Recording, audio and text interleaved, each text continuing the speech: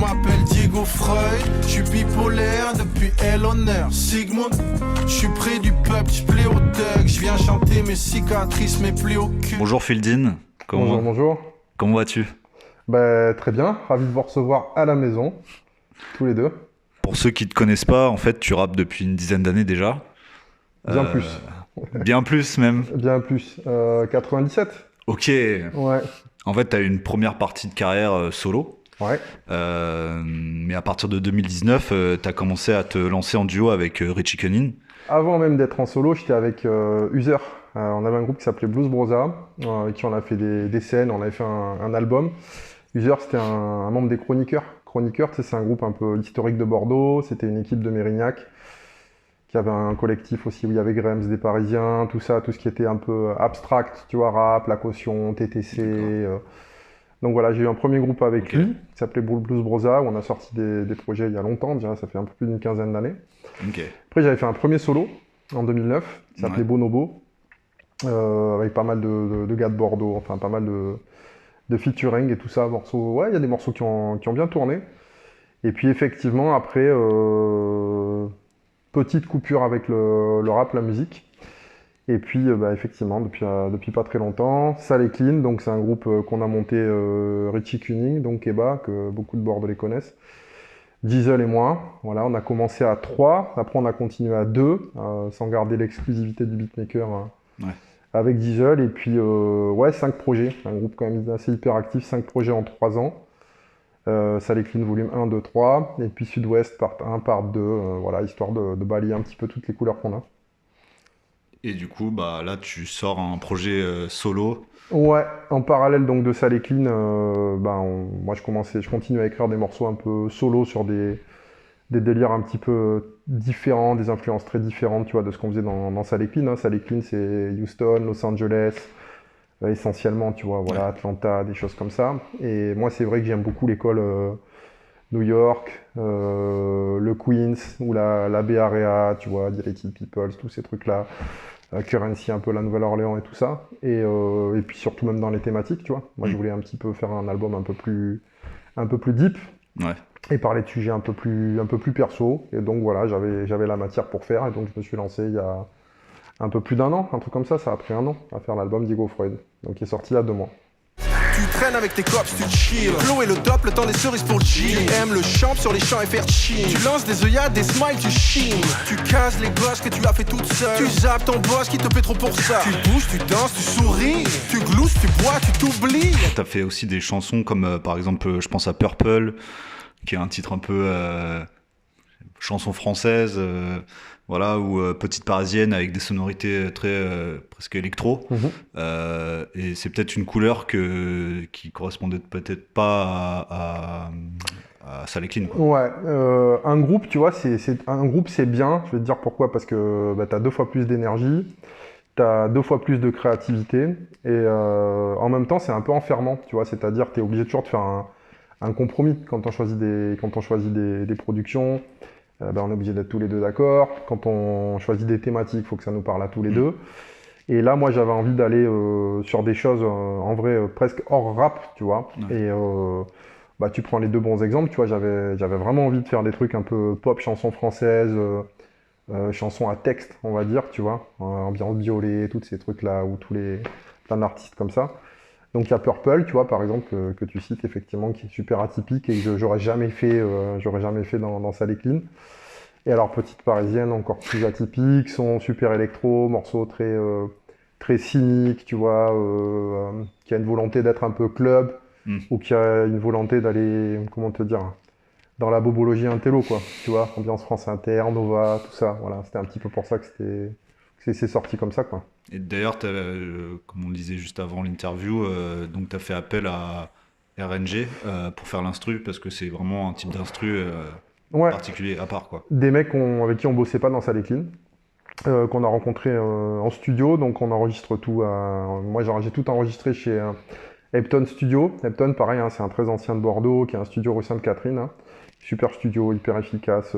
C'est un mec qui a une super direction artistique, notamment, et c'est toujours bien d'avoir un gars... pas qui te drive, tu vois, mais qui t'aide à finaliser tes morceaux, qui te donne un petit complément de touche artistique. et qui nous a fait écouter un gars qui s'appelle Al Black, tu vois, Rodney, qui est devenu d'ailleurs un bon poteau, et qui est un super musicien, musique caribéenne, grosse culture funk, et qui lui-même a un groupe qui s'appelle RNG, donc c'est le featuring sur le morceau, la Petite Parisienne. Donc l'album s'appelle Diego Freud. Mhm. Pourquoi ce nom? Alors, Diego Freud. Alors, tu vois, sans se la raconter dans un personnage, parce que je pense que j'ai vécu à peu près, qu'est-ce que je vais te dire? Ouais, j'ai vécu à peu près 15 ans de ma vie en caricaturant comme Diego Maradona, tu vois, donc dans des gros excès à peu près sur tout, absolument sur tout.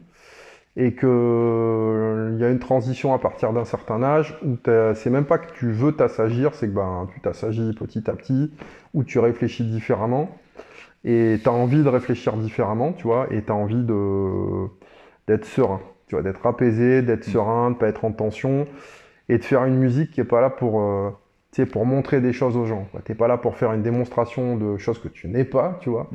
Et en fait, tu essaies de te trouver et de te dire, bah, je vais raconter des trucs qui sont moi-même. En fait, ça, c'est le plus dur dans la musique. Tu vois, les mecs se racontent tous des histoires de je suis une grosse Kaira, ou où j'ai plein de meufs, ou je suis un super intello réfléchi, et c'est des trucs d'abrutis, tu vois. Donc en fait, l'album, voilà, c'est comme ça que je l'ai vécu. C'est un album en transition entre pas mal de temps dans l'excès Diego Maradona et vers Freud, donc voilà, le psychanalyste, la réflexion, l'intellect et tout ça. Et c'est un album qui est au milieu de tout ça, en fait. C'est un album vraiment de transition, et c'est ce qu'on discutait en amont. Et donc les prochains projets qui vont être plus posés et moins... Il y aura plus le côté Freud, du coup. Exactement, ouais, voilà. Rien n'est grave, puisque tout passe. Rien n'est grave, ou plutôt s'éloigne. Je fumais mon dernier joint en priant Dieu de me laisser vivre. J'étais loin, j'étais bien, j'étais ivre. Je ne veux pas mourir vieux, mais une vie libre et éphémère. Je les effraie, moi, j'ai rien à perdre. Il y avait aussi le côté un peu apaisé, ou en tout cas tu tends vers l'apaisement, notamment avec le premier morceau, Rien n'est grave. Rien n'est grave. Ou avec le refrain notamment où le chanteur dit Rien n'est grave, sauf quand c'est grave, puisque tout passe. Ouais, alors ça, ça vient de... Donc moi, j'ai vécu un petit moment dans la Caraïbe, tu vois. Ma famille, c'est beaucoup Caraïbe, tu vois, donc j'y retourne assez souvent. Et il y a deux façons de voir les choses. À la fois, là-bas, tu sais, c'est tellement chill, tu vois, l'ambiance est tellement chill et tout ça. C'est un Antillais qui m'avait dit ça.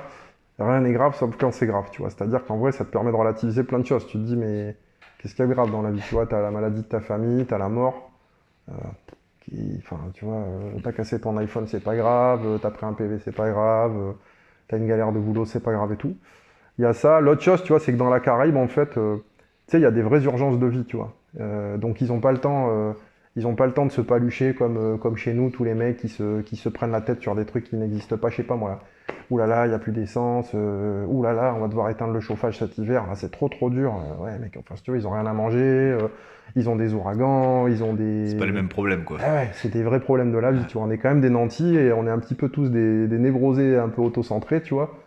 Donc rien n'est grave sauf quand c'est grave, tu vois, ça dit ça, tout passe, tu vois, ça veut dire au moins nos soucis passent, quoi. Chez eux, bah non, tout passe pas, tu vois, quand il y a des vraies galères, ça passe pas.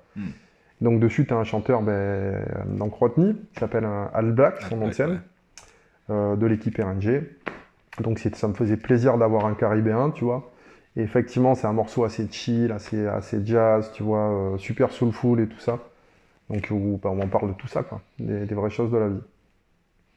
Après, tu gardes quand même quelques phases ego trip. Ouais, j'adore ça, ouais. C'est le côté Diego.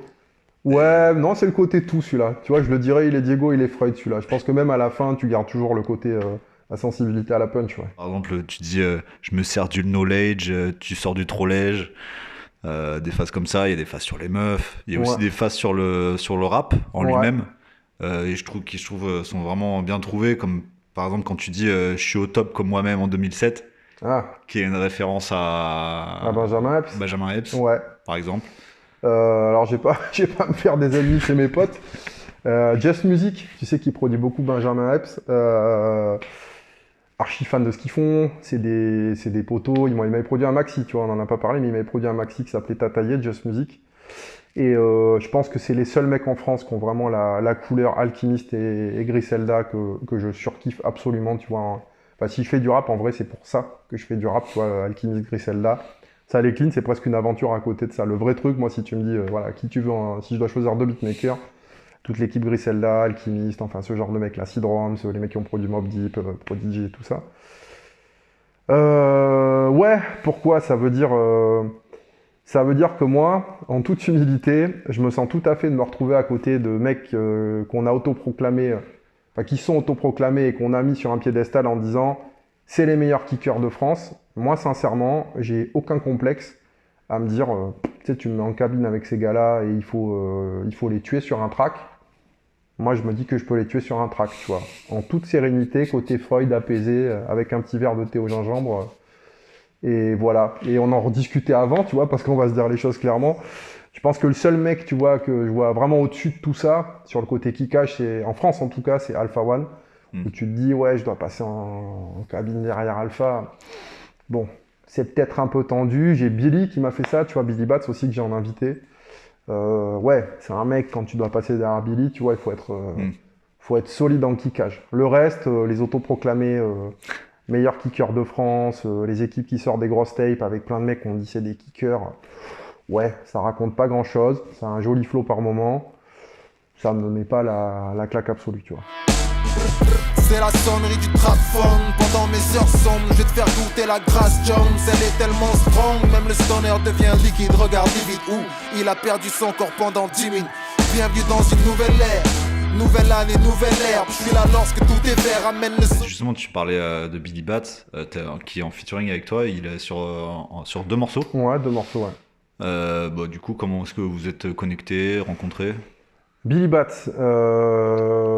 bah déjà MC que je respecte à mort, tu vois, pareil je trouve dans son évolution de carrière, un mec qui a commencé par le kickage à fond et qui par moment nous a glissé des petits morceaux, je vais pas dire conscients mais hyper profonds, tu vois, il a fait un morceau qui s'appelait Troublé là qui est ouf, le mec te raconte vraiment des trucs de ouf, c'est un mec qui a une écriture dingue, hyper imagée, c'est un mec qui écrit pas. Billy, faut savoir que c'est un mec qui écrit pas, tu vois, c'est un peu comme Jay-Z, c'est un mec qui se pointe, il réfléchit 3 secondes, il écoute et dit c'est bon, et tu vas en cabine et ça sort, et s'il faut refaire 4 fois la prise, il te fait 4 fois la même en mieux à chaque fois.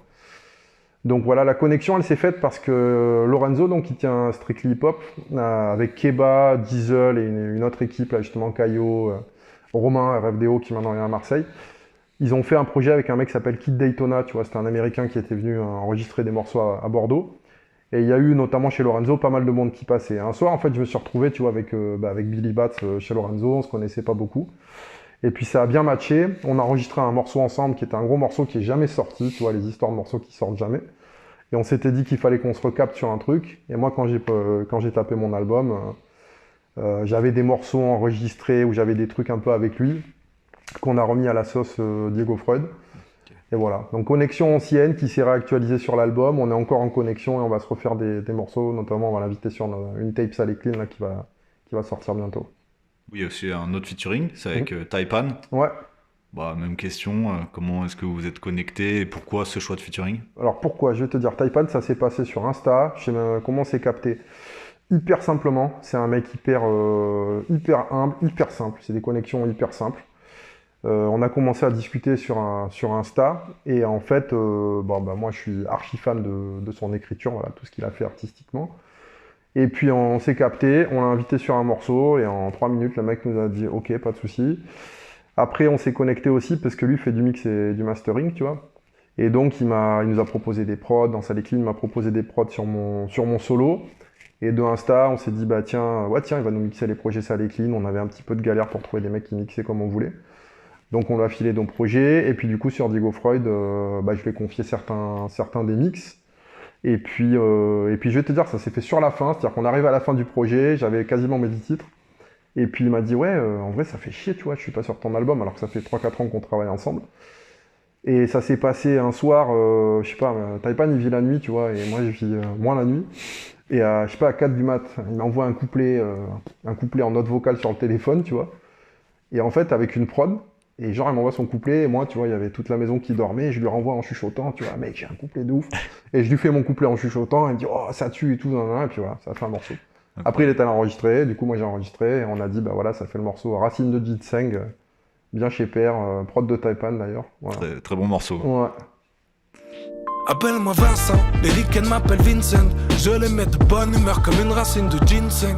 Depuis la 6ème, j'ai toujours mené la vie que j'aime. Taille de capote XL, got some for your bitch S. Ça glisse crème, please laisse. Moi t'attraper ton boule anti-stress en vitesse. Ce que vous avez annoncé avec Richie, c'est qu'il y aurait peut-être un album solo de Richie aussi. Ouais.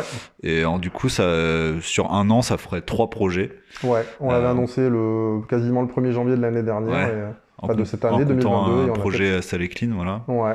Comment est-ce que tu expliques cette productivité? Je l'explique par le fait qu'on a enlevé tous les trucs qui étaient chiants et qui faisaient des nœuds dans notre musique. Alors ça, je pense que tous les rappeurs, les beatmakers vont se retrouver là-dedans. T'as toujours des galères quand tu fais la musique. T'as toujours, je sais pas moi quoi te dire, mais tu vas en studio, il y a le mec qui a pas sauvegardé ta session. T'as invité un mec, il t'a dit oui, tu vas absolument faire un morceau avec ce mec-là. Et le mec, il te fait galérer pendant 6 mois. T'as le gars qui te prend la tête, qui est jamais content du mix, qui te fait refaire les mix 183 fois. Et en fait, t'as plein de nœuds tout le temps dans la musique. Tu vois, t'as plein de blocages comme ça qui font que tes projets sortent pas ou tu te fatigues, tu vois. On s'est enlevé tous les nœuds avec Richie. Donc en gros, on a des beatmakers très forts, tu vois. Gros niveau France, Europe, Monde, Diesel, Steady, Taipan, PRK, Just Music si tu veux, Just Music, Rix aussi, un mec qui fait de la funk, tu vois. Q, un mec de Perpignan aussi qui envoie des prods toujours de ouf. Et en fait, on reçoit toujours plein de packs, tout le temps des packs, toutes les semaines, tous les mois. On a toujours plein de prods. Et en fait, on écrit tout le temps. Enfin, tu vois, en fait, c'est assez facile, quoi. Tu reçois des prods, t'es inspiré, t'écris, tu stockes des morceaux. Et puis, ouais, je sais pas, c'est facile. On a un studio, Epton Studio, tu vois. C'est hyper facile. Le gars, il est dispo, il est à l'heure, t'as toujours de la place. Ton projet, il part au mix, ça part au Luxembourg, chez Taipan, tu vois. Le mec, tu l'envoies à 23h, à 6h du matin, t'as ton morceau mixé, c'est facile en fait, tu vois. Ça, c'est l'avantage d'avoir des carrières, entre guillemets, tu vois, assez longues. C'est que t'as enlevé tous les trucs chiants, tu vois, tous les blocages, et tout est huilé, c'est facile. Et ça, c'est un truc qu'on veut garder, que moi, je veux garder aussi, tu vois, dans mon prochain projet, que Richie voulait garder sur son album. Hein. On se met pas des mecs qui te mangent la tête et qui se font des histoires, tout ça, on les a expulsés, ces gens-là.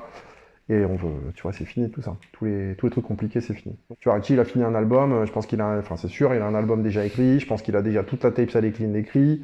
Moi, j'ai un nouvel album écrit, et j'ai tous les morceaux Sale et Clean écrits. On a un invité sur d'autres projets, on a déjà tous taffé les trucs, tu vois, je sais pas, c'est tout le temps en fait. Hein, il y en a, tu fais du sport. Nous, on se dit ça, tu vois, avec Richie. Il y a des mecs qui font du golf, ils mettent beaucoup d'argent dans le golf. Il y en a d'autres, ils font du foot, ça leur prend du temps. Nous, on fait de la musique. Ouais, tu vois. ça. Donc, on passe notre temps à ça, en vrai. C'est notre loisir, c'est la passion, c'est le loisir absolu, quoi. Pour toi, pour Sale et Clean? C'est deux choses très différentes. Tu vois, Field In et Sale et Clean, pour moi, c'est deux choses très différentes. C'est deux couleurs musicales que je veux garder, qui me correspondent et que j'aime beaucoup. Donc, dans Sale et Clean, là, on part sur une tape. On prépare une tape, là, le Super Sale Volume 1, avec comme idée, en toute humilité, de faire ce qu'a fait Puff Daddy, de faire un espèce de truc, tu vois, family, où on invite tous les beatmakers avec qui on a bossé, là, sur les 5 précédents projets, tous les MC avec qui on a bossé, plus d'autres mecs qu'on voulait récupérer parce qu'on aime leur travail, tu vois, donc on va essayer de développer des nouvelles connexions. Donc il y a cette tape-là, qui est prévue pour 2023, qu'on a commencé à taffer, tu vois. Il y a Richie qui va arriver avec un gros album, un seul producteur, DJ Steady, le super all-timer de la ville qui connaît tout le monde, qui produit notamment beaucoup Grems, qui a fait des vrais classiques bordelais, tu vois. C'est vraiment un mec historique du cru, hein, Steady, tu vois. Et donc Richie a enregistré tout son album, ça y est, tout est enregistré, c'est en train de partir au mix. Il reste un morceau, voilà, c'est avec moi je suis en retard. Mais c'est prévu bientôt. Donc il y a Richie son solo, une tape Sale et Clean, voilà, qui vient. Moi, j'ai réécrit un solo, mais je vais me donner un peu de temps, tu vois. Aussi, là, j'aimerais bien continuer à développer un peu Diego Freud et que les gens l'entendent, tu vois, qu'il faut les faire vivre, les projets. Quand t'as fini, t'as rapidement envie de t'embarquer dans un nouveau truc et de redémarrer, mais en fait, il faut un peu prendre le temps de se poser, réfléchir à ce que tu veux dire, rechercher des concepts et tout ça. Et pas cracher tout ce que t'as écrit sur des bouts de feuilles à la va-vite, tu vois, essayer de structurer un peu les choses. Ouais.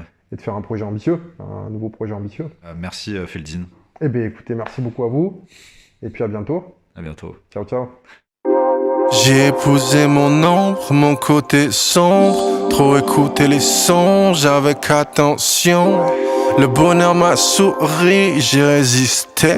Puis pissé sur sa tombe pour exister. Avec tout à perdre, ben j'ai rien à